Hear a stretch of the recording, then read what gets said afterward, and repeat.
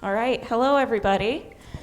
Hi, my name is Amalia Weber. I'm the program specialist here at Rochester Hills Public Library, and I'd like to welcome you to this evening's Smart Towns program, Where Have All the Children Gone? Youth Sports and the Slow Demise of Unsupervised Play. Before we get started, I'd like to take care of a few housekeeping details. Firstly, tonight's program will be recorded and available to view about 1 week from tonight on our YouTube page and on the RHPL website shortly after. We ask that audience members please silence or turn off your cell phones before we begin in order to avoid any disturbances during the presentation. Our next program is a concert with Randy Napoleon and Marcus Elliott, which will be an in-person event on Tuesday, March 28th at 7 p.m. You can sign up for that at calendar.rhpl.org. I don't think March 28th is the correct date. My apologies. It's this Sunday. It's this Sunday, the 17th. Yeah, please note that this is the concert billed as Curtis Taylor in the News and Views. Tonight's program is presented in partnership with Smart Towns, a lifelong learning program for everyone in the community led by education organizations in Rochester, Rochester Hills, and Oakland Township, Michigan. Smart Towns offers lectures, presentations, and courses that introduce the participants to all aspects of the topic and are presented by experts in their respective fields of study. Now, without further adu, please welcome our presenter, Dr. Dave Hutson.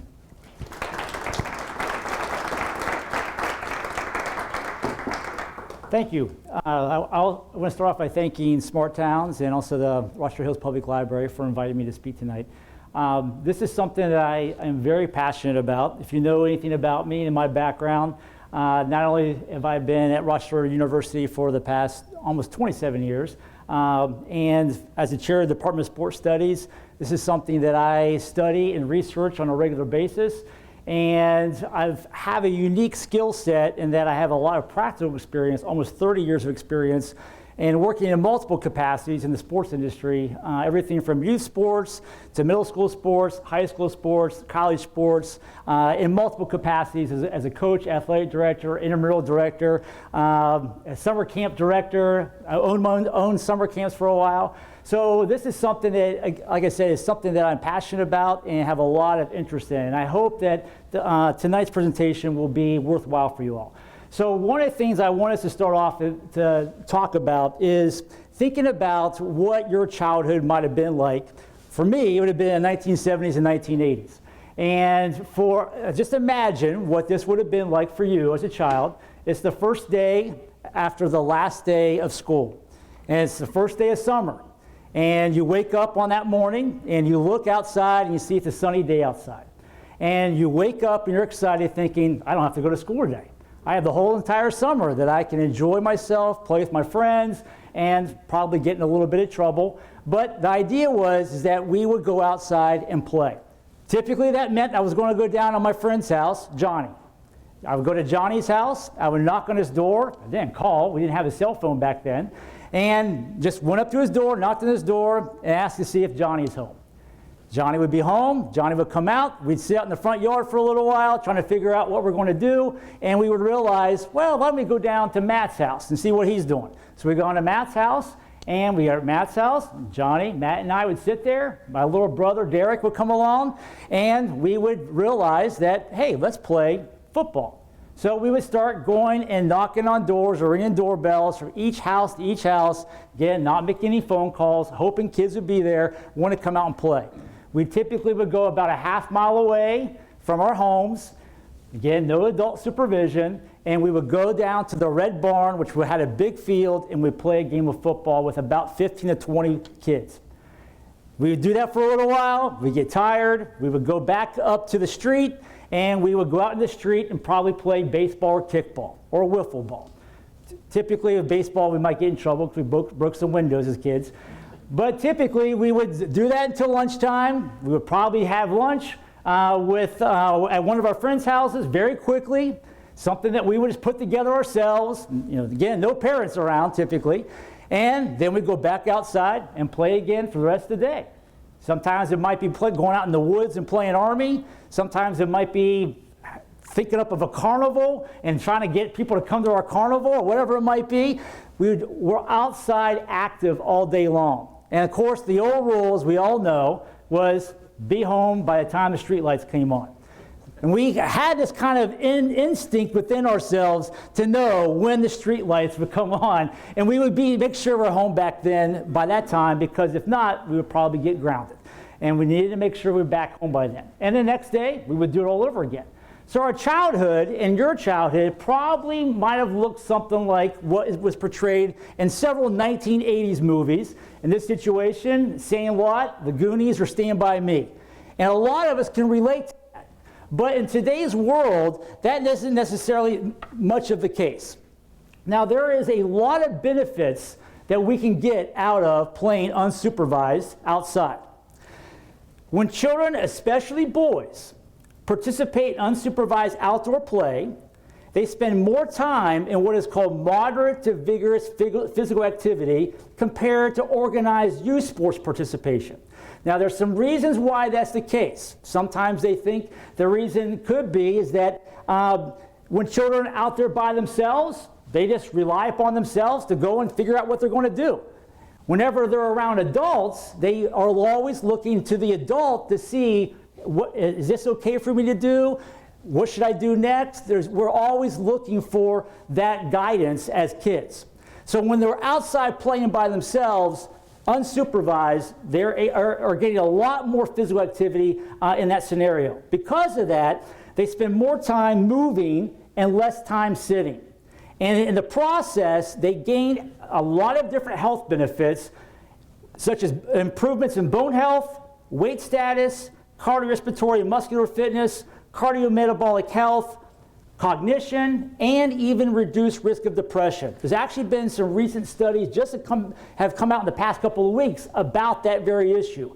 One of the things that we are noticing, especially at the college level, is a lot of college students are coming to us with high levels of anxiety, high levels of stress, and a lot of depression from what we have noticed. The other thing that we can get out of unsupervised outdoor play is it provides opportunity for improved social development. We gain independence. We learn how to take care of ourselves and be able to figure things out on our own. It also enhances creativity, which was a fascinating study that was done several years ago, where they basically wanted to compare children that had grown up in an environment where there was some unsupervised play involved compared to children that grew up in a situation where they were mostly involved in just organized youth sports supervised by adults. What they found is that the children that played unsupervised and had also a healthy blend of organized adult supervised youth sports participation, they scored significantly higher in creativity.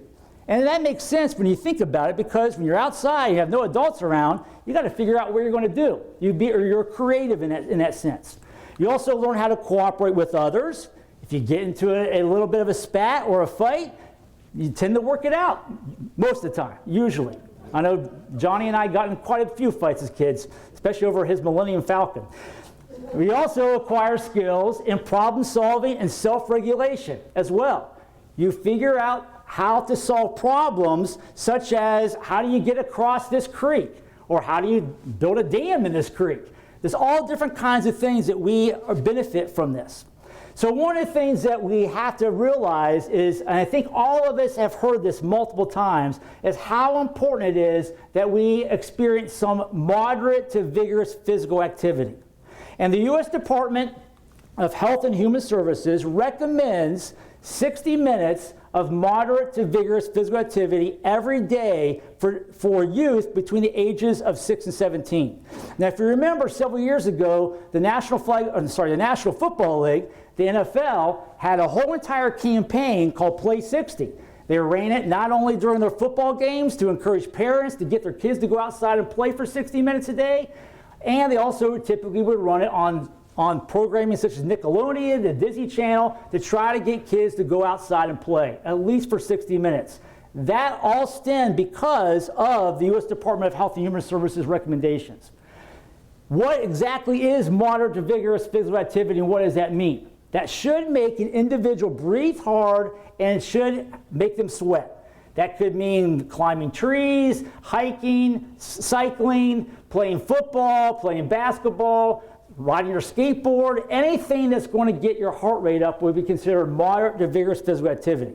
However, only 24% of youth between the ages of 6 and 17 meet the recommendation of 60 minutes of moderate vigorous physical activity. It's much different compared to what it was for us as children. So what exactly does children's play look like in the 21st century? And if you take a deep dive into the literature that's out there and what's been published, there's been quite a bit that's been published on unsupervised play specifically. And what they have found is that children spend less time playing outside than their parents did. Ogden discovered that almost over 20 years ago, back in 2002. He's already starting to see a decline in how much children are playing outside. The majority of children's play is more structured and supervised than previous generations. Between 1997 and 2003, we already saw a 31% decrease in the amount of time children spent playing outside. The amount of time children spend outdoors playing has declined over the past 4 decades. And in 2003, between 2003 and 2004, children between the ages of 6 and 11 engaged in more than 75 minutes of moderate vigorous physical activity per day. That's still pretty good. It's over 60 minutes. However, over the past 20 years, we have noticed a big drop-off. Remember, 75 minutes is what we were seeing about 20 years ago. Today, children spend an average of only 36 minutes per day in outdoor active play. I did a study back in 2021, and I wrote it up in 2022, and I found that children participate in unsupervised outdoor active play only 47 minutes per day. It's a little bit better than what Borghese and Jansen found with the 36 minutes per day, but still below that 60 minutes per day that we're shooting for. Another study that was done on Canadian children found that 38.9% of Canadian children played outside less than 4 hours per week. 2.1% did not play outdoors at all. In the study that I did back in 2021, I found that 40.3% of children participate in 3 or less hours per week of unsupervised outdoor active play. 9.1% do not participate in unsupervised outdoor play at all. Now, that can be somewhat alarming. Basically, what we're seeing is that children are spending the majority of their day inside and inactive. Now, oftentimes we blame the computers or video games or screen time, whatever you want to call it, on that issue.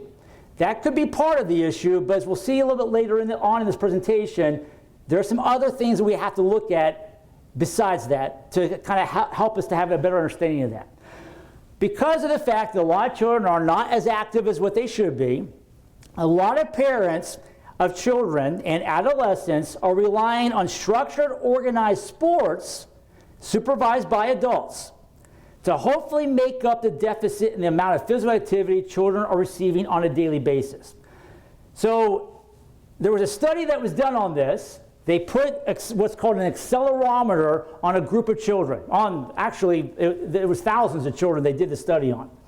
And they wanted to see how active are they at an organized youth sports practice that's being run by adults. And they found that children spend about 40 minutes per day participating in structured organized sport. However, remember the accelerometer. The accelerometer measures what they're doing, their movements in their practice setting. They found that 44% of that 40 minutes is spent at a sedentary state. They're basically staying around or sitting around and not being as active as we think they are. So when a parent drops off their child to practice, they're going to be thinking they're going to be active for the next hour to hour and a half. But that's not necessarily true. Some of that's because of the structured practices that we have, and coaches are running drills. They're standing in line, waiting their turn to have their turn at the drill, or maybe they're sitting down and getting instruction from the coach. They are not as active as we think they are in that setting. Now, I think it's important that we have a look at what organized youth sport looks like in the 21st century. Youth sports is currently, it's kind of hard to get an exact number on this, it's currently a $30+ billion industry. It looks like it's a huge and healthy industry, But there are some things we need to talk about with it, which we'll get into here in a second. So I think it's important that we look at exactly what are the participation numbers of organized youth sports in today's world. In 2008, 45% of children 6 to 12 years old participated in youth sports on a regular basis. So not too bad. Almost half the children in this country participate in youth sports. Keep in mind, youth sports, I know, is not going to be for everybody. There's going to be some kids that they don't want to do it. That's fine. I mean, they're maybe into the arts, into music, and that's great as well. But the fact that we have seen a major decline in it, in 2018, about 10 years later, we saw almost a 10% decline, 38% participating on a regular basis. In 2022, the most recent stats that we have on it, 36% participated on a regular basis. So we've seen a trend over the past 15 years of a decline in the number of kids participating in youth sports. Why is that? We'll come to that here in a minute. The average number of years children play sports is only 2.9 years. We often think when we sign kids when they're 5, 6 years old for t-ball or youth soccer, we think they're in it for all the way through high school. And there's some kids that do that. Don't be wrong. There are several that do that.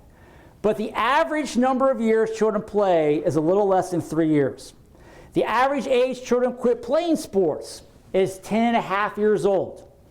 And 70% of young athletes will drop out of organized sports by the time they turn 13. It is a huge drop-off by the time they hit adolescence. Again, why is that? Again, we'll come back to that in a minute, all right? So one of the things that I think that would be good for us to look at is this very colorful graph that the Aspen Institute's Project Play put together. This is data that's been gathered by the Sports and Fitness Industry Association. They do this on a yearly basis. The Aspen Institute, you'll see a lot of some of the data that I'll provide to you tonight. Some of that data comes from them. The Aspen Institute is what I would call a think tank that is basically a group of people a lot smarter than I am, that they basically study society here in the United States. And back in 2013, the Aspen Institute saw a major crisis that was occurring with children's inactivity, and also started noticing a big drop-off in youth sports. So for the past 10 years, the Aspen Institute has been studying this, and they have titled it Project Play. Every year, they put out what's called the State of the Play here in the United States. And this is where this came from. So there's a few things that we can talk about in this particular graph. I mean, the first thing that we can notice is with boys, we've noticed a continued drop-off over the past 10 to 15 years and the number of boys that participate in youth sports. Now keep in mind, this is for core sport participation, which basically means they're participating in sports on a regular basis, which means, according to Aspen Institute, that's about 3 days a week. They're going to practices, they're playing games, that kind of thing. All right? So what the good news, though, is that for girls, we've started noticing a continual increase in it.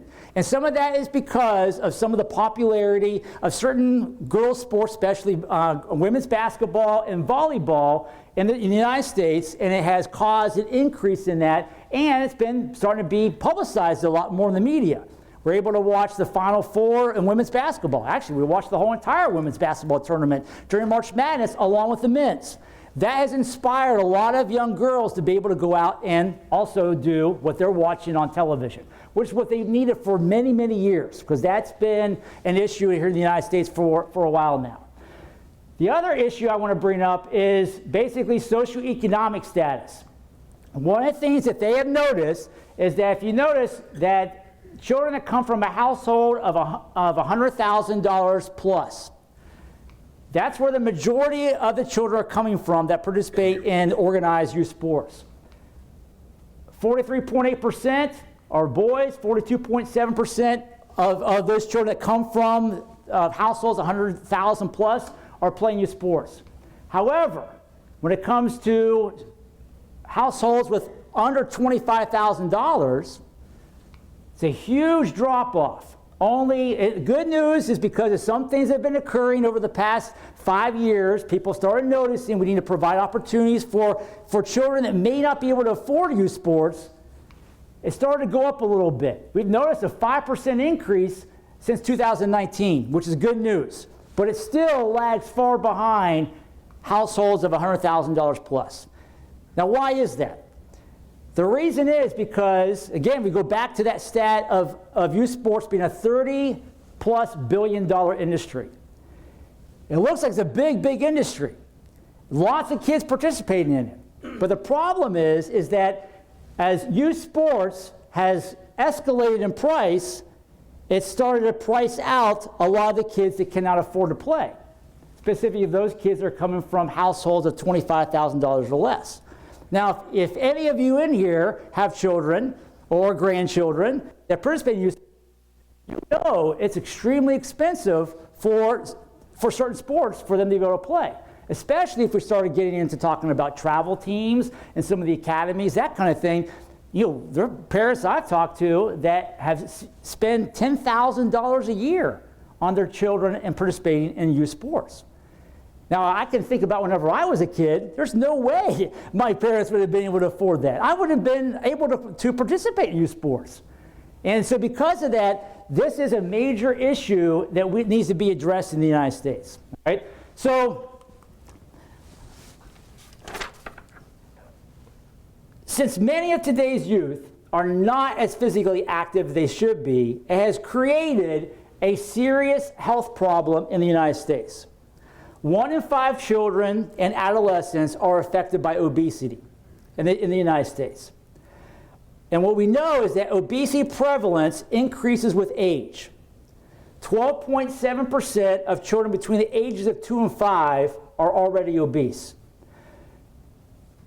20.7% of children between the age of 6 and 11 are considered obese. And 22.2% of children between the age of 12 and 19 are obese. Now, once they get to adulthood, that number jumps dramatically. Latest stats that are out there is between 30 and 35% of our population is obese. And it's because of the lack of moderate to vigorous physical activity that children are getting at a young age. So what I want us to look at are 3 different things as we kind of get into this. First thing is, how do we get here? What caused this slow demise of children's unsupervised play and a reliance on a broken youth sports system for children's physical activity needs? And can anything be done to turn it around or to fix it? Now, what I want to do is steal something from Malcolm Gladwell. I'm a big Malcolm Gladwell fan. And he wrote a book back in 2000 called The Tipping Point: How Little Things Can Make a Big Difference. And in that book, he talks about certain things that occur in our society that we call tipping points. These little things that occur that cause us to tip a certain way.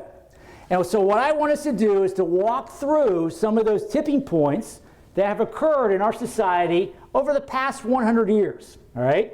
Now, I promise it won't take long, so I'm not going to be here for 100 years, but there are some things that I think we need to go back 100 years ago for us to explore.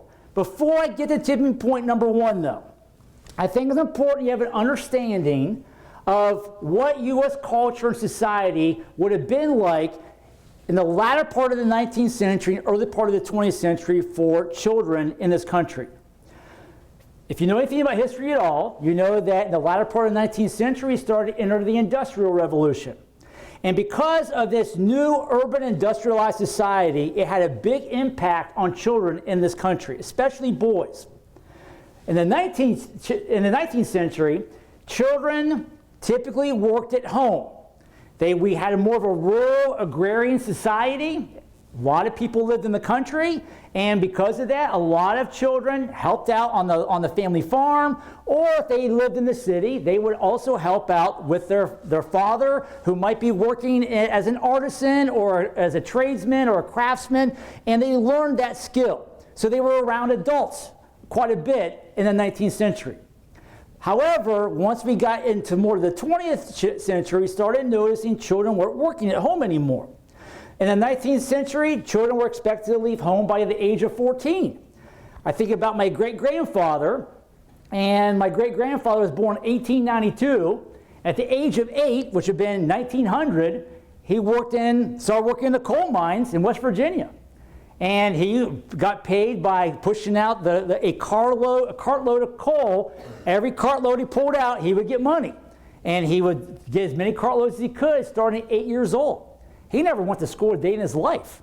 He taught himself how to read and write. And eventually, when he turned 14, he left home. He eventually became a lumberjack down in West Virginia. And he learned how to survive by himself at the age of 14. That was very common during that time period. Something changed, though, between 1900 and 1920. Around the United States, state after state started passing new state education laws that made it mandatory for children to go to school. Some states that made it mandatory to go to school up until the 6th grade. Some states said up until the 8th grade. But they had to go to school. And what that meant was that children were not working or spending time with adults as much as what they used to whenever they were working with adults or working with their fathers or their mothers on the farms or in their shops. And because of that, they weren't working, they weren't spending time with adults as much. They were spending most of their time in school, or during their spare time, they were playing with other children unsupervised. And because of that, they were starting to get into a little bit of trouble. And this is when we started to notice, which is what I want to come to first, the first tipping point, what I call the play theorists. And these three men, I believe, there might be other people who have a different opinion, but I believe these three men had probably the biggest impact on youth sports and the way we play in the United States more than any other people that has ever been involved in sports in this country. First one on your left, Dr. Luther Julich. He was a leader in the YMCA. He developed new theories of play. He actually partnered with G. Stanley Hall, who's considered one of the fathers of American psychology. He was studied social psychology, and they came up together what was called the evolutionary theory of play.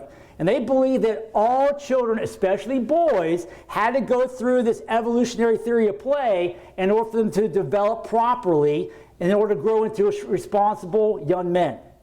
He founded New York City's Public Schools Athletic League, which was one of the best athletic leagues in the country at that time, and one of the first athletic leagues in this country when it dealt with athletics within a school setting. They had athletics that would be between classes within a school, so intramurals, so all kids were involved in it. And they also had activities outside of school between other schools within the New York school system. So it was, by 1910, it became known as the world's greatest athletic league during that time period. Luther Julich is the one who founded it. He was also a leader of the Boy Scout movement. He established the physical training program at the YMCA Training School, which is located in Springfield, Massachusetts. It's now called Springfield College, which is still there today. If you're a basketball fan, that's where the Basketball Hall of Fame is located. Julich, in his classes at the YMCA Training School in Springfield, some of his students included James Naismith, who invented the sport of basketball. Another one of his students was William Morgan, who invented the sport of volleyball. He inspired them because of what he wanted to get across to them, activities that could be done in a small space in a gymnasium, which allowed them to come up with games in that realm. And he also is famous for creating the YMCA logo. If you look at the YMCA logo to this day, you will notice, where the Y is, you will notice a triangle, an inverted triangle. And in that inverted triangle was basically his philosophy, which was the spiritual life rested on the equal development of the mind and body. He believed that in order for youth to develop properly, they needed to make sure they're not only developing their mind, but they're developing their body as well. And he believed that would occur in play if it was done appropriately. More on that later. The guy in the middle, don't want to spend as much time on him, but Joseph Lee, he's considered the father of the American playground movement. And then the guy on the right, Dr. Curtis, was an author of many books and articles on play. His most influential book was called The Play Movement and Its Significance, which was written in 1917. I'll talk a little more about that here in a minute. He was also the co-founder, along with Dr. Julich, of the Playground and Recreation Association of America. So these three men, they sparked a movement in this country when it came to how children play. And they believed firmly that children should be playing supervised. A lot of that stemmed from a study that came out of Cleveland.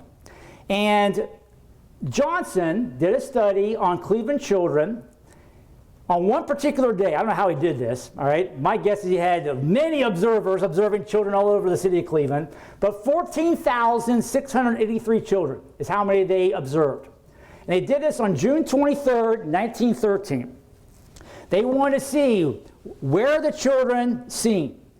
On the streets, in the yards, in vacant lots, in playgrounds, in alleys. They want to know, where are they? They also want to know, what are they doing? Are they doing nothing? Are they playing? Are they working? What are they doing? And what games were they playing? And you can see a whole list of different games. Now there's two things I want to point out on this particular table. Doing nothing and just fooling are the two things I want us to look at. What did they include?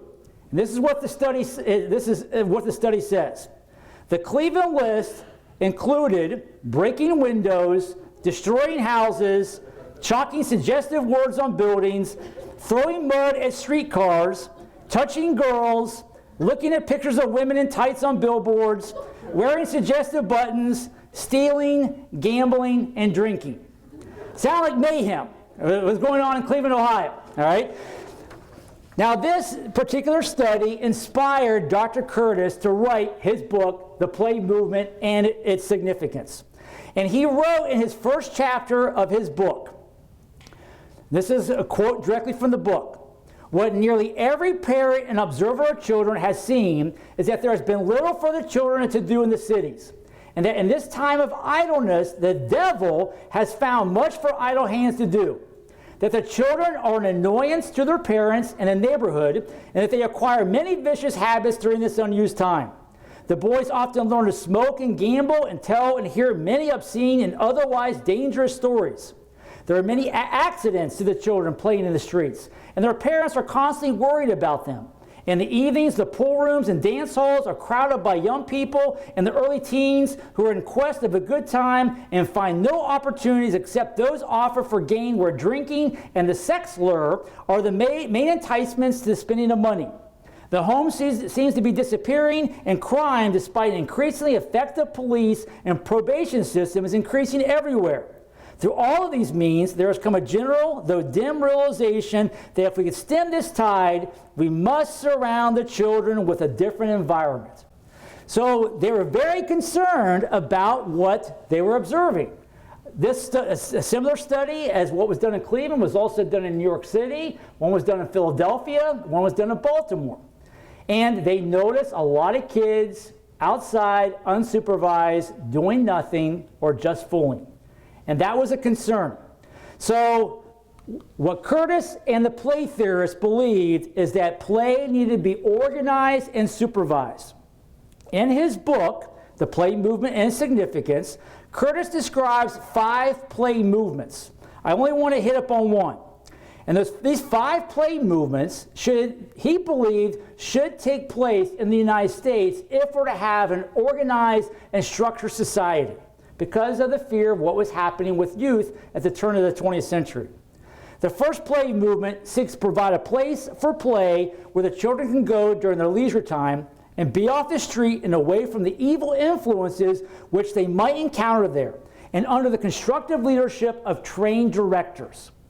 Now, there's 2 things I want to point on here. Be off the street and away from the evil influences. It corresponds with a lot of what he wrote throughout the rest of his book on how play should be structured and how it should be done. This book, The Play Movement and Significance, eventually became the unofficial handbook for the trained directors that are mentioned in this quote. And those trained directors also were known as what we call playground managers or boy workers, is what they were referred to. And their job was to basically supervise the playground. Now keep in mind, playgrounds at that time would have been much different when we think of playgrounds today. Today when we say a playground, we automatically think of a playground that has playground equipment, with a slide, swings, merry-go-rounds, although we don't see this as much as we used to. But that's what we think of a playground. At this time, a playground meant playground. That what we think of more of as a park in today's world.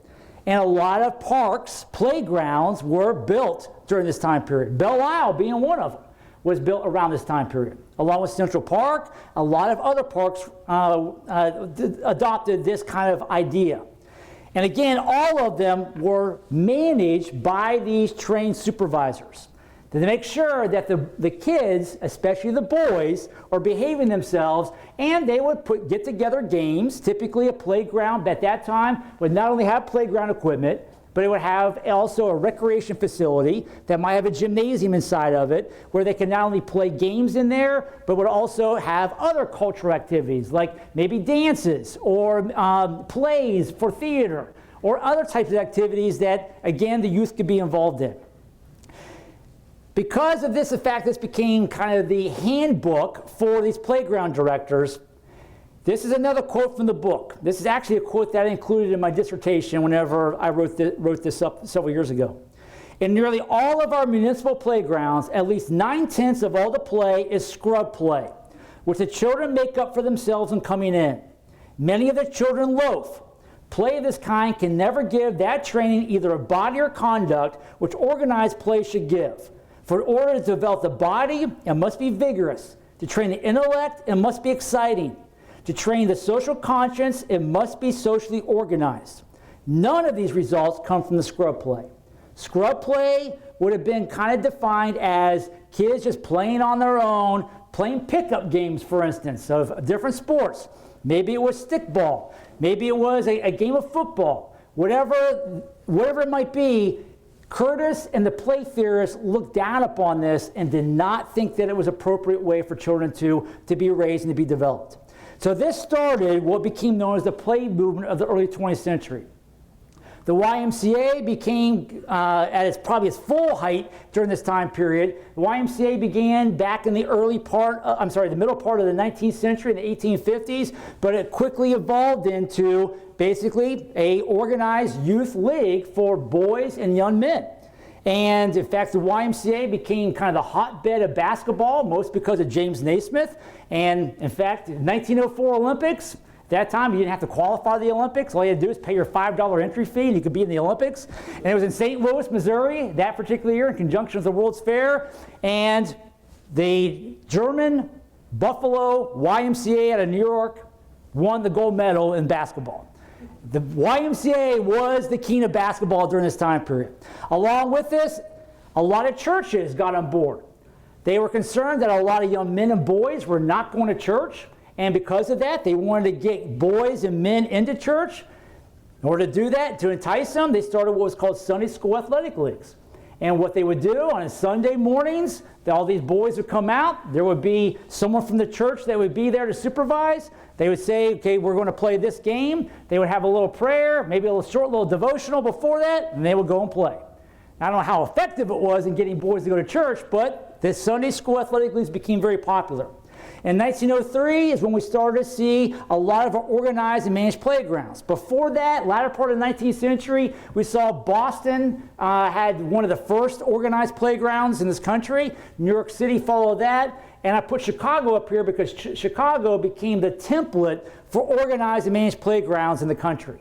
A lot of other cities around the United States model what Chicago did. They spent a lot of money in developing their playgrounds, and some of them still exist in some of their park system within the city of Chicago.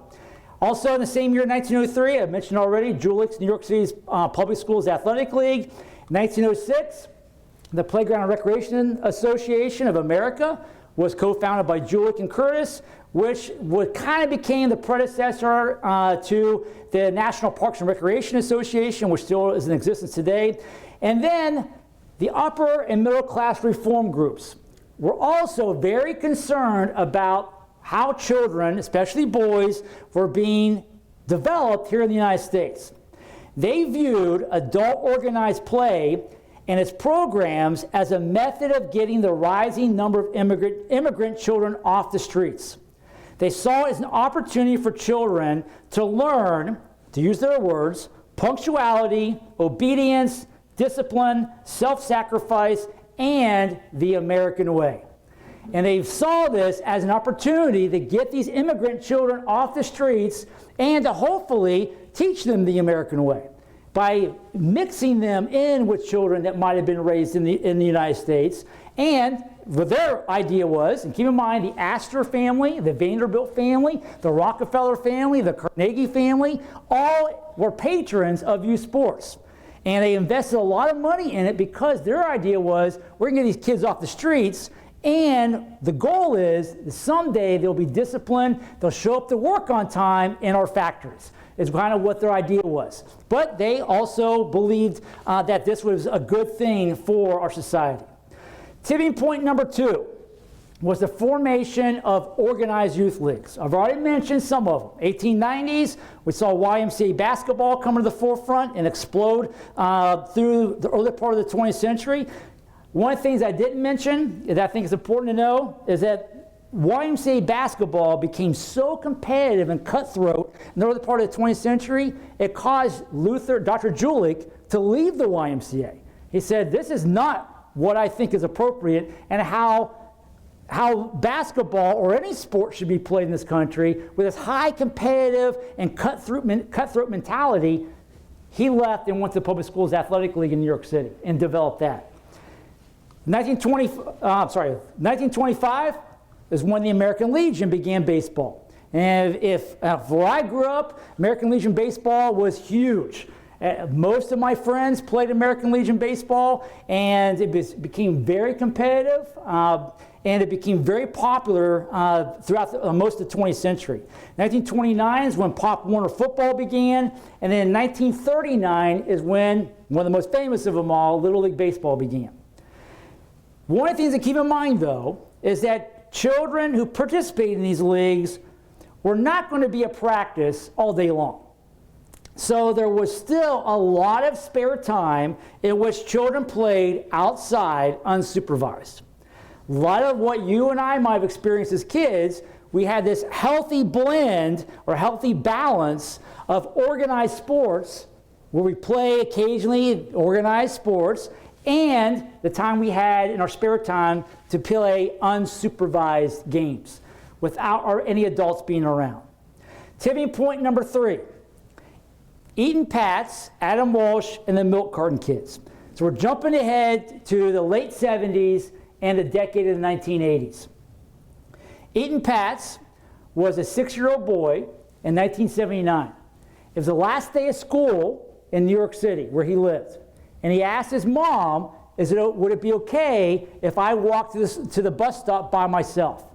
Because he wanted to kind of do things on his own. He wanted to be a big boy. His mom thought, okay, yeah, going into the summer, tomorrow is the first day of summer vacation. This might be a good opportunity to see how he handles it, allow him to go outside and play unsupervised. He walked out the door, and that was the last time she ever saw him. He's never been found, actually. In 1981, Adam Walsh in Florida disappeared as well. And Adam Walsh was found, unfortunately, in a canal and murdered. In 1982, 12-year-old Johnny Ghosh was a newspaper boy in Des Moines, Iowa. He went out to deliver his newspapers and disappeared. 2 years later, same city, newspaper boy again. In 1984, Eugene Martin, age 13, went out to deliver his papers and was never seen again. In that same year, in 1984, the Missing Children Milk Carton Program began. 700 dairies around the United States banded together, along with the companies that actually manufactured the milk cartons themselves, and they funded the missing children on the side of milk cartons. All of us in here are probably old enough to remember the missing children on the side of milk cartons. Anytime you would go to the store, you would pick up a carton of milk, a half gallon of milk or a gallon of milk, and you would see missing children on there. By 1991, a study was done, and because of a lot of the publicity that was occurring because of Eaton Pat's, Adam Walsh, and the Milton Carton kids, every morning, you get up in the morning, you get the milk out to put in your cereal, there's those missing kids staring at you. And it created, along with the presidential administration during that time, who kind of ran a platform of fear of crime, and we need to stop crime in this country. It was a little overblown, people believe. This created basically what was known as a decade of fear and stranger danger. And by 1991, 72% of parents said abduction was something they worried about.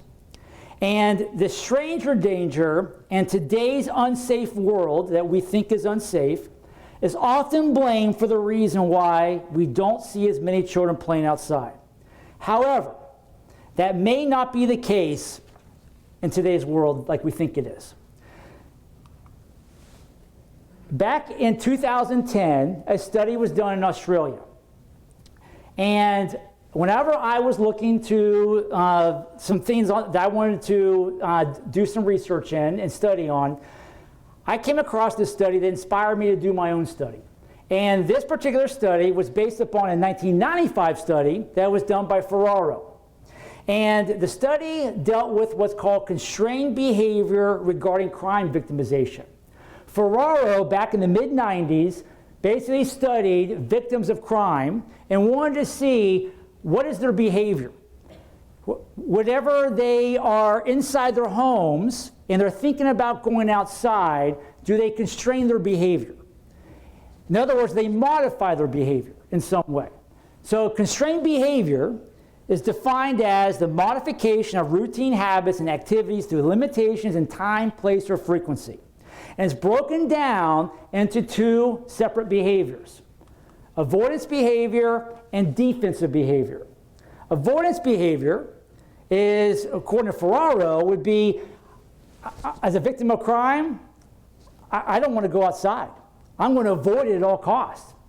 And in other words, I might, if I live in my apartment, I'm going straight to the car, I'm getting in the car, going straight to the work, going straight to the store, wherever it might be, and I'm getting straight in the car again and getting back home. I'm avoiding going outside because I'm afraid of the risk that might be out there in the world.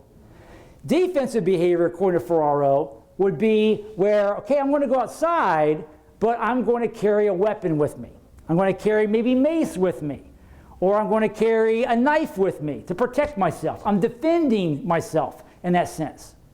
So the Australian study and my study that I did a couple years ago, we had took this Ferraro study and applied it to parents and their behaviors as they apply to their children. Avoidance behavior, in our terminology, would be when parents do not permit their children to play outside. Defensive behavior would be displayed by parents when they only permit adult supervised outdoor play in the backyard. Or potentially allowing, okay, I'll let you go outside, but your big brother or your big sister has to go outside with you. And they got to make sure you stay with big brother or big sister. So I'm practicing defensive behavior if I do that. And all of this is due to the perceived risks that we think are out in the world. That their children might be harmed in some way while they're playing outside unsupervised. So in my study, I found several interesting things. First thing I think is important to understand kind of what I did with it. I wanted to assess parents' levels of avoidance behavior and defensive behavior for general play and active transport. Active transport is them walking to school, riding their bike to their friend's house. They're transporting themselves in some way from home. That was used by Carver et al. In 2010 in the Australian study. This study was also done in 2013 in New Orleans. As far as I know, and I did a lot of research on this, a big literature review when I wrote this up, I'm only the third person, I guess, that's done this in the world, which is kind of cool to think about. I also wanted to know that what is the parents' estimation of how many hours their children participate in supervised, organized youth sport per week, and what is their estimation of how many hours they're participating in unsupervised outdoor active play per week. I also wanted to assess the parents' levels of avoidance behavior and defensive behavior for unsupervised informal sports, which is just basically a fancy way of saying going outside to play a pickup game of basketball or pickup game of football, whatever that might be. And I also want to know what was their avoidance behavior and defensive behavior for organized supervised youth sport as well. And then I wanted to assess the parents' perceived risk of their children being harmed in their neighborhood. So what did I find? One of the findings was there was a significant relationship between the number of children in the household and the number of hours children participate in unsupervised outdoor active play. What that basically means is that the more children that are in the household, they have more hours outside playing, right? So increase in children in the household, increase in number of hours they're playing outside unsupervised. Makes sense. It's kind of strength in numbers concept, where there's big brother or big sister is going to go outside with you. You're going to look out for one another, all right? I also found that there was a significant negative relationship between avoidance and defensive behavior for both general play, just them going outside, playing outside, and unsupervised informal sport, them going outside to play pickup games, and the number of hours children participate in unsupervised outdoor active play. It's a mouthful. What does that mean? That means that as constrained behavior scores for parents started to increase, the number of hours their children participated outside unsupervised decreased, which was not a surprise to me based upon what I found. However, this was what's interesting. There was not a significant relationship between parents' perceived risk scores and the number of hours their children participate in unsupervised outdoor active play, which was interesting to me because all the data shows that parents perceive all these risks out there in the world, and that is what's causing them to constrain their behavior. They're constraining their behavior for some reason, but it's not because of the perceived risk that I looked at in my study, and also what the Australian study looked at, and what the New Orleans study looked at as well. To kind of give you an example, some specific perceived risk findings, only 3.2% of the study's respondents thought it was likely or highly likely that their child would get knocked down while crossing the road. Only 5.1% said it was likely or highly likely that their child would get knocked down while cycling. Only 6.4% said that it was likely or highly likely that their child would get bullied or picked on by other children. The highest number was 13.6% said it was highly or highly likely that they would be physically injured while playing outdoors. Now, if you remember the 1991 study that said that 72% of parents in the country were worried about their children being abducted, I found that only 7.1% said that they found it likely or highly likely that their child would be approached by an unwelcome stranger, which was fascinating to me. The findings show that parents who exhibit constrained behavior are potentially limiting the number of hours their children are outside playing unsupervised. But it's not because of the perceived risks. Sounds like another study, doesn't it? That is what I'm hoping to do next, to find out if they're constraining their behavior for some reason. They're scoring high on avoidance behavior and defensive behavior, but it's not because of the risks that we think are out in the world. So why is that? Stay tuned, we'll find out. All right? Tipping point number 4, consumer-driven youth sports. 9 out of 10 children say the number one reason they want to play sports is to have fun, which makes sense. The number one reason children quit sports is because it's not fun, all right? Now that's a concern. And the reason why I call consumer-driven youth sports is because we're looking at the wrong consumer. We're not looking at the primary consumer, which are our children. They're saying we want to have sports, we want to do sports because it's fun.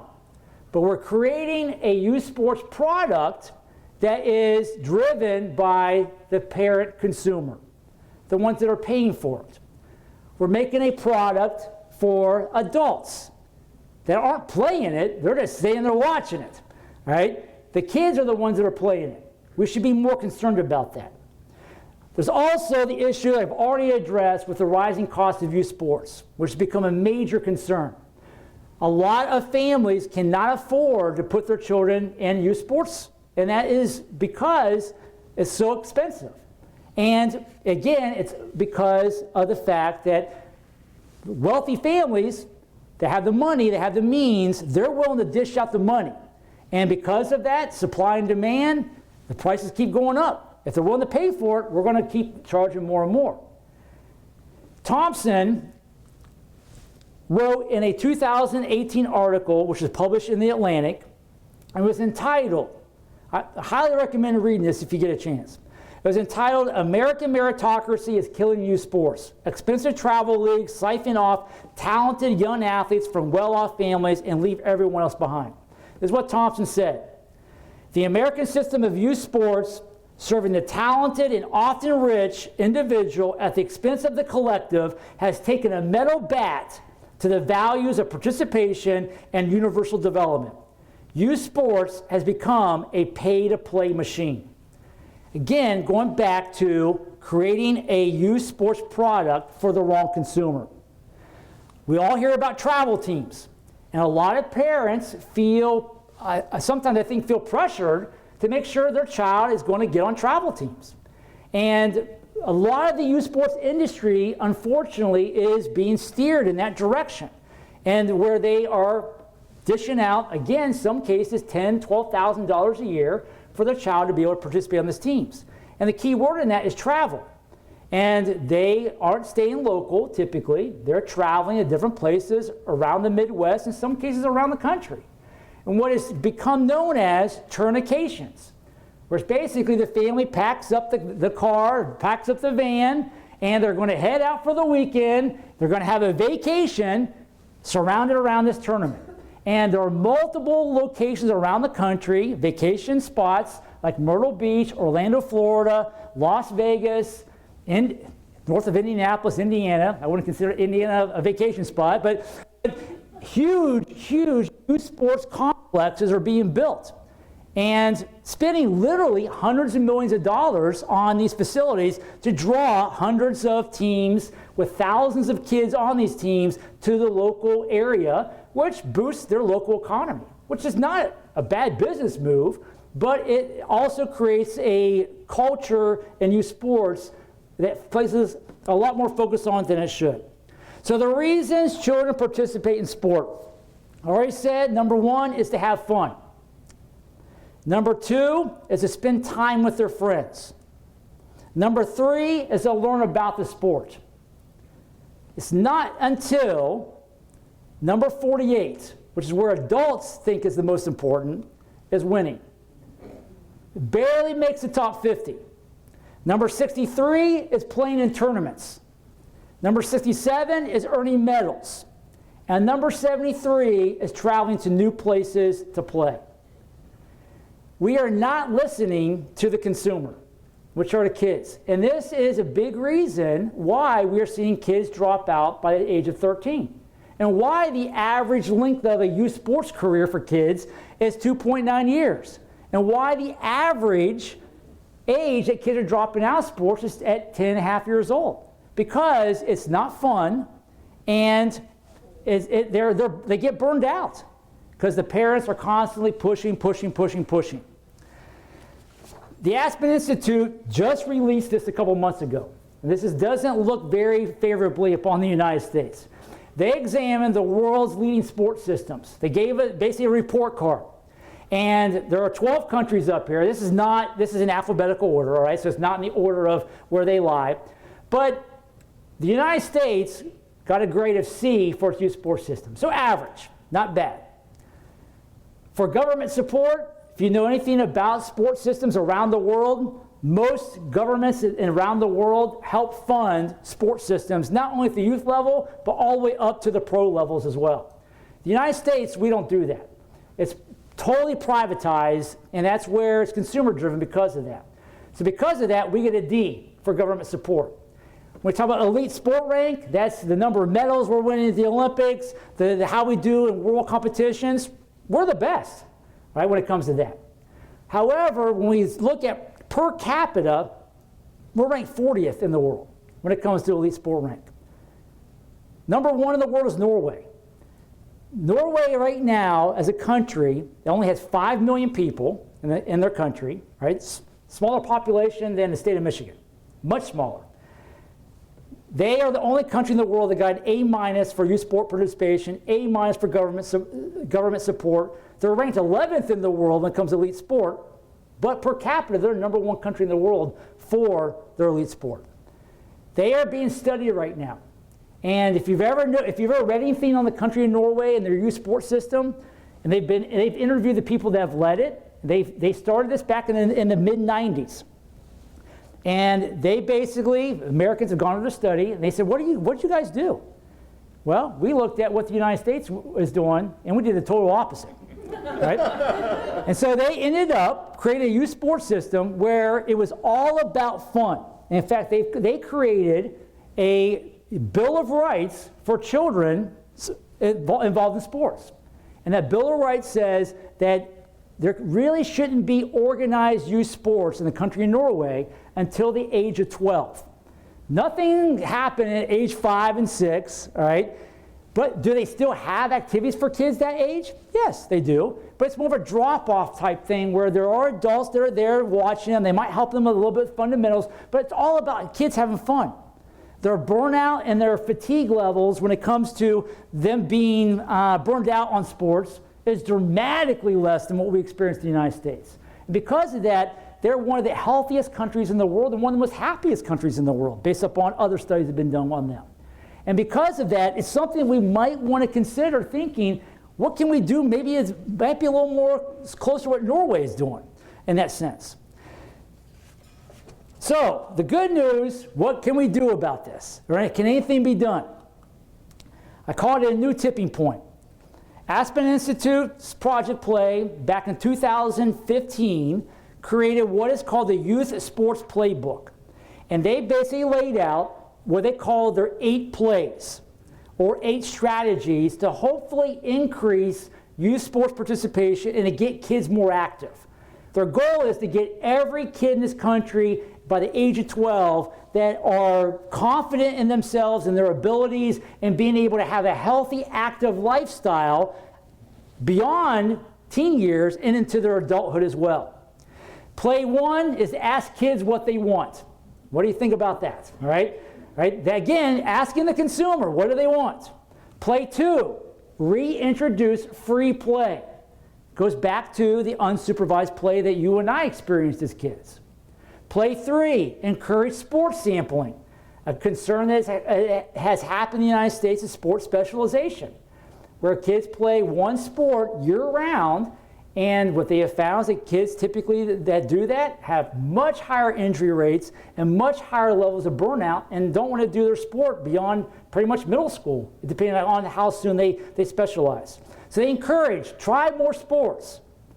Play 4 is revitalize in-town leagues. In other words, to make youth sports more affordable and accessible, not placing so much emphasis and pressure on getting kids involved in travel teams. Play 5, think small, which basically means that bigger is not always better.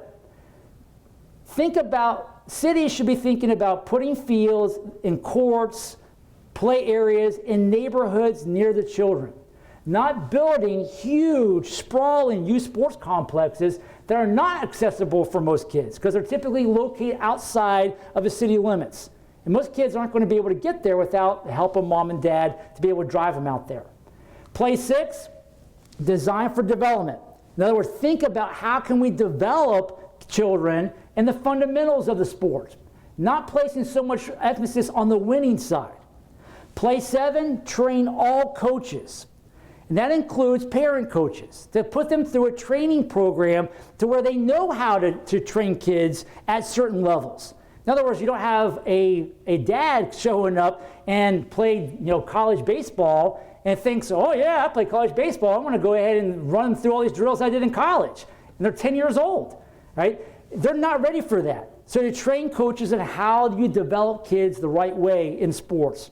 And then play 8 is to emphasize prevention, including the prevention of injuries and the prevention of all forms of abuse and bullying.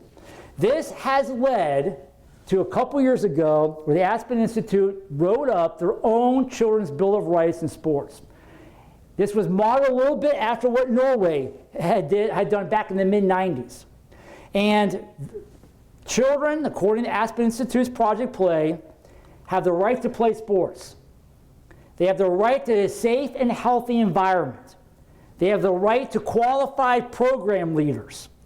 They have the right to developmentally appropriate play. They have the right to share in the planning and delivery of their activities. They have the right to an equal opportunity for personal growth. They have the right to be treated with dignity. And they have the right, probably most importantly, to enjoy themselves, to have fun.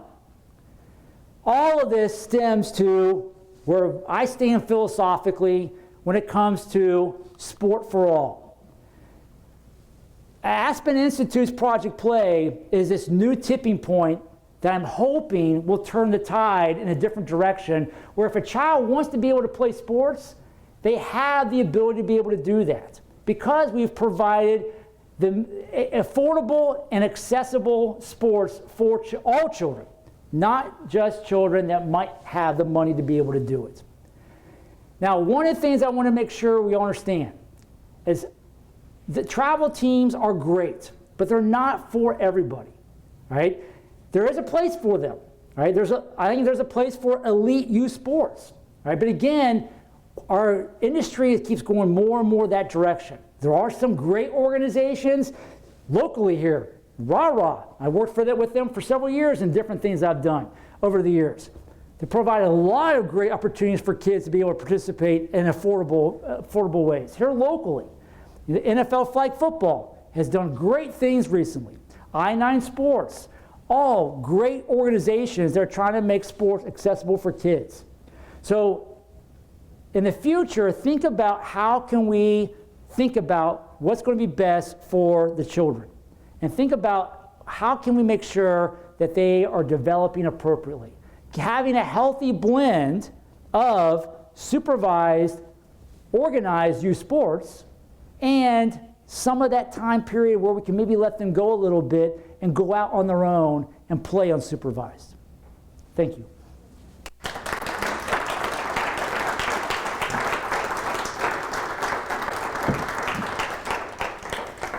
I think we have time for Q&A. Is that right? If there's any questions. Yes? Well, there are a lot of them, but I'll just try to limit the number I put to you. And that is, there's precious little time during the school day related to physical activity for the children. That's right. So the school I went to was a healthy mind and healthy body. So at 4 days a week, we all played sports, either team sports, track and field, whatever. Right.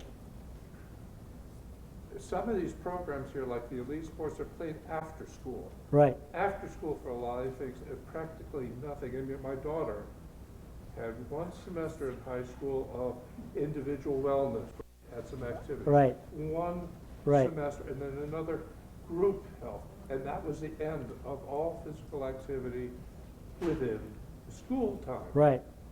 Yes. Because they say, well, it has to be all classroom only. Right.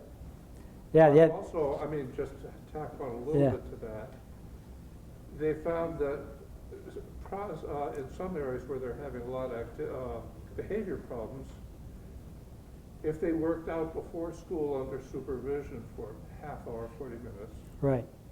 behavior problems went down. Oh yeah. Yeah. And so, as long as we don't choose to say that the kid's physical activity is important, Right.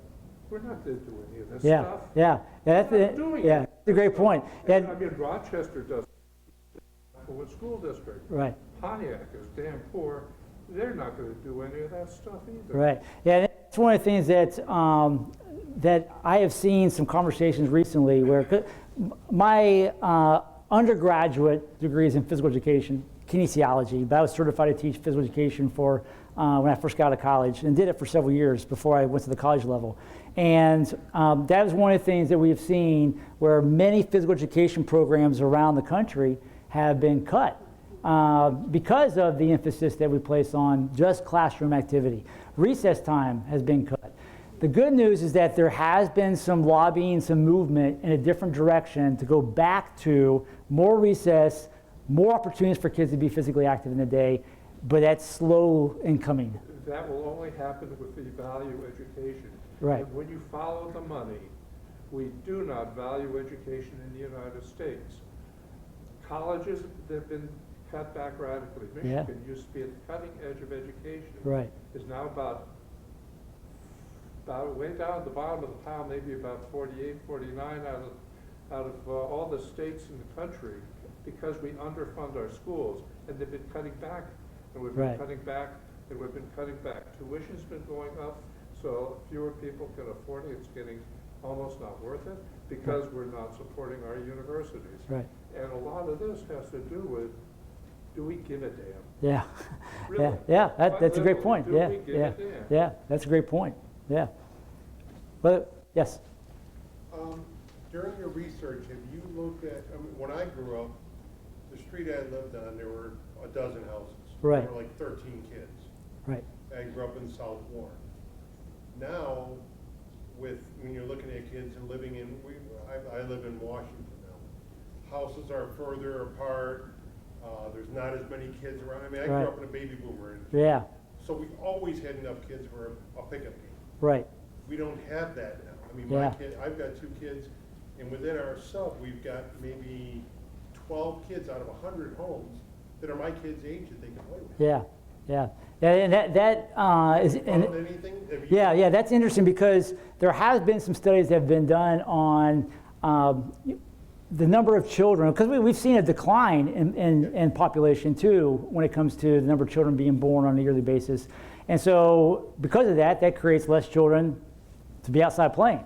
And so one of the things that I looked at, and I'd have to go back and look at my data to follow up with you on that. I looked at where do the children live? They live in a rural area, urban area, or suburban area. As one of the things I explored. And one of the things that was interesting is that kids that lived in rural areas tend to have higher levels of opportunities to go outside to play unsupervised. Suburban would have been next, and then urban was at the lowest. And so you're correct in saying that there's may not be as many children that we might have experienced because of population issues because of that. So yeah. Did you have your hand up? Yeah. I think to his comment in response, what I liked about your unstructured or unsupervised play point of view is that it really doesn't require any funding. It just requires a paradigm opening up. And there were a lot of different takeaways from this. I thought this was fantastic. One of the things that I just wanted to mention, I'm not sure if anybody in the crowd has heard of Neil Postman, who's like an intellectual successor of Marshall McLuhan, but he wrote this book called The Disappearance of Childhood that goes a lot into various things, very broad, but he goes into a lot that's basically led to what he views as the disappearance of childhood in many different facets. And it seems pretty germane to this. Yeah, that's a great point with unsupervised play, free play. It, like you said, it's free. And it costs no money for us to send our kids outside and for them to go out and enjoy themselves and have fun. And to get all those benefits that we talked about in the front end of all this, where they're gaining independence, enhancing their creativity, they're getting the physical benefits out of it because they're moving a lot more, and overall being overall healthy because of that too. So, and that's all free, but we're not doing it, is what we're finding. So, do you think that a lot of kids are quitting sports because of parent interference, because the kid is embarrassed because the dad Oh, and yeah. mom was hollering, no, Yeah. why'd you pull him? Yeah. No. Hey, that's a great question. I actually did a study with two of my peers. We did what's called a meta-analysis, which is where we looked at studies that have been done in 3 different countries. We chose Norway as being one of them, and we looked at Australia, and we looked at the United States.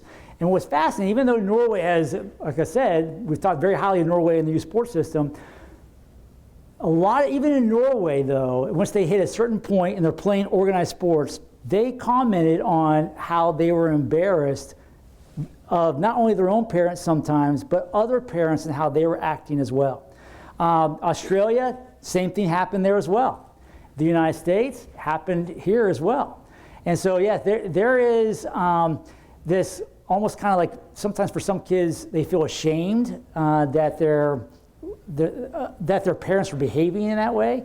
If you've ever watched any footage on YouTube, for instance, of parents acting the way they act on the field, or even fights breaking out on the court or on the field or the wrestling mat, of parents, because a call didn't go in the way that they thought it should go for their kid, blowing up and getting into fist fights and all kinds of things over crazy stuff. Now, keep in mind, I don't teach anymore, but I used to teach a legal aspect of sports class at Rochester.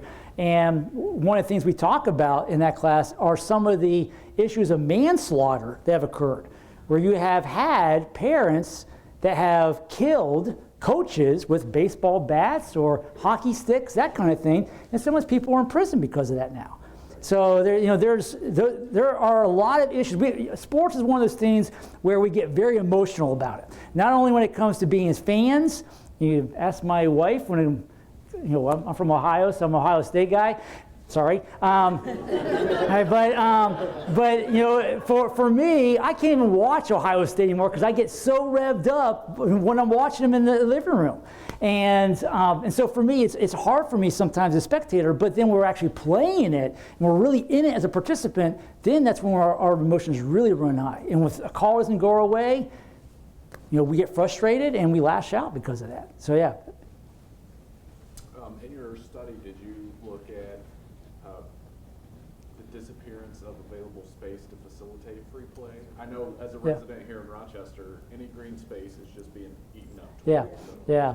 And no, I did not look at any of that, but that is one of the things that is a major issue. It's one reason why the Aspen Institute in their 8 plays mentions, think small, and trying to find those places within the city that's close to the neighborhoods where kids can go and play in a safe environment that's still within their neighborhood, and not having to drive way outside of town to go find a soccer field or a baseball field or whatever it might be. Even one of the nice things about Rochester, in this school district especially, almost every elementary school, as far as I know, has big field spaces to play. And my wife and I, we walk all over Rochester and Rochester Hills, and there are times when it's a nice day and we're walking by one of the elementary schools and it's totally empty. No kids playing in it at all. And it's totally open and free for them to use, and it's accessible to them. And which is alarming to me, because whenever you and I would have been kids, that field would have probably been full on a nice day, playing a pickup game of baseball or football or kickball, whatever it might be. And it's something that we did, and we're just not seeing that anymore.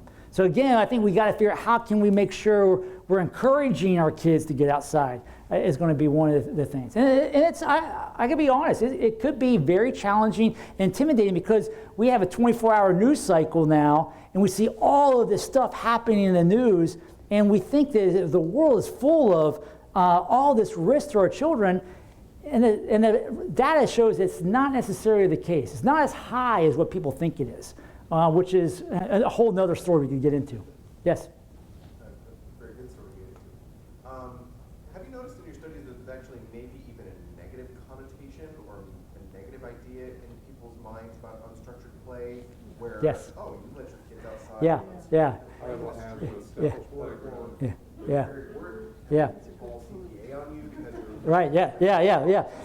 I'm glad you brought that up. I'm very glad you brought that up. That is something that I noticed, and not only in my study, but in other studies, that there are parents out there that want to let their kids outside unsupervised and let them play.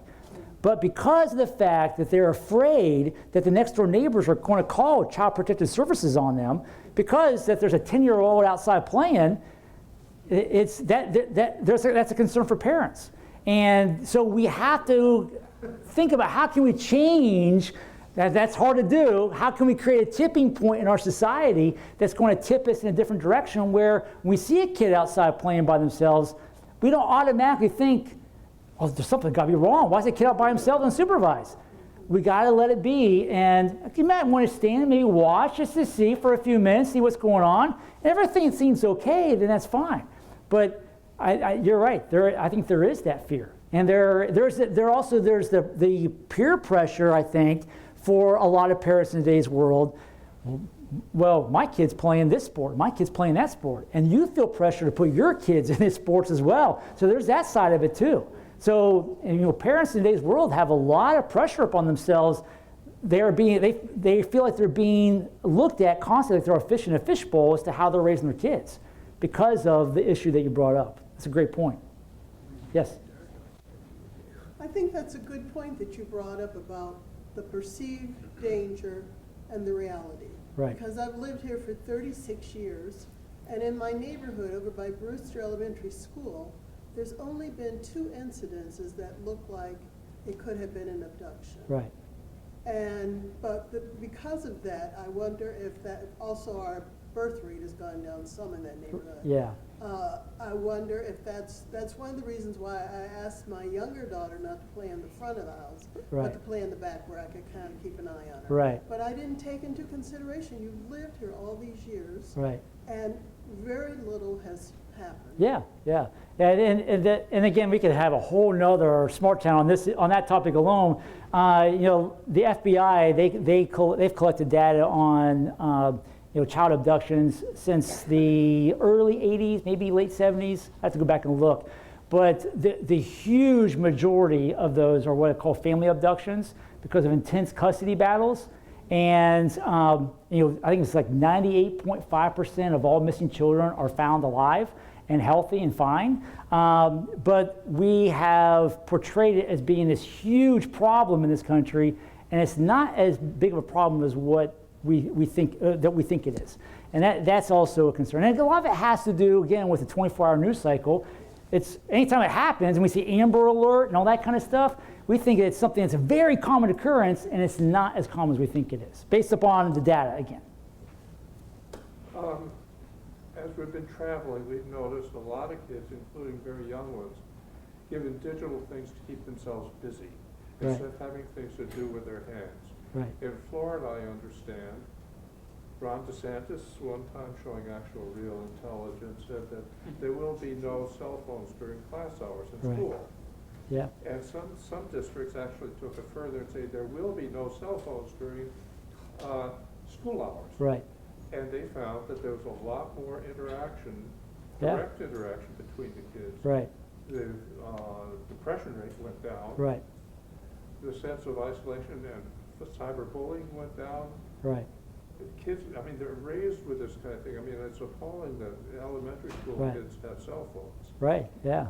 Yeah. And I'm wondering if this doesn't contribute to the lack of physical activity. Oh, yeah. Because they're already hooked into this, instead of going out, and then Right. at 2 o'clock in the morning, they're not sleeping when they should be. Right. I could Yeah. go on, but Yeah. a lot of physical things are, I for one don't believe a computer belongs in an elementary school classroom. Kids should have everything hands-on, learn things hands-on, learn math hands-on, base 10 blocks are great. Read like this, Yeah. talk with each other, do activities Right. together like that. And then maybe later on, there'll be time to learn computers and things like Yeah. that. But it seems like we've Yeah. so Yeah. lost perspective with the digital devices. Oh, yeah. It'll Yeah. get in the way of some of the sports and the activities. And Right. Right. things like that Yeah. too. Yeah. That's a good point. Very good point. Hey, we have time for one more question. Yeah, so we saw before that supervised playtime or unsupervised playtime was positively correlated with family size, right? Right, yes. The kids there are, just the more unsupervised play their time, whereas Right. maybe there's more siblings to monitor, or maybe because the parents are just like, I can't handle you guys anyways. Yeah, yeah. We're sending you to go outside. Right, right. So could this decrease in unsupervised play size just be a result of having smaller family sizes? Now, there is Yeah. a one-to-one. Yeah, that's a great point. So maybe I'm just gonna watch you now. Yeah, yeah, that's a great point. Yeah, yeah, and yeah, because you're right. The family size has decreased quite a bit over the past 50 years, and so that is something that you might spark a study, future study for me. That is something. That's a good point. I appreciate that. Yes. Yep. I think that's all the time we have. What are you going to do next? What am I going to do next? Play outside. Yeah, I'll go outside and play. Who wants to join me? All right. All right. Thank you for coming. I appreciate it.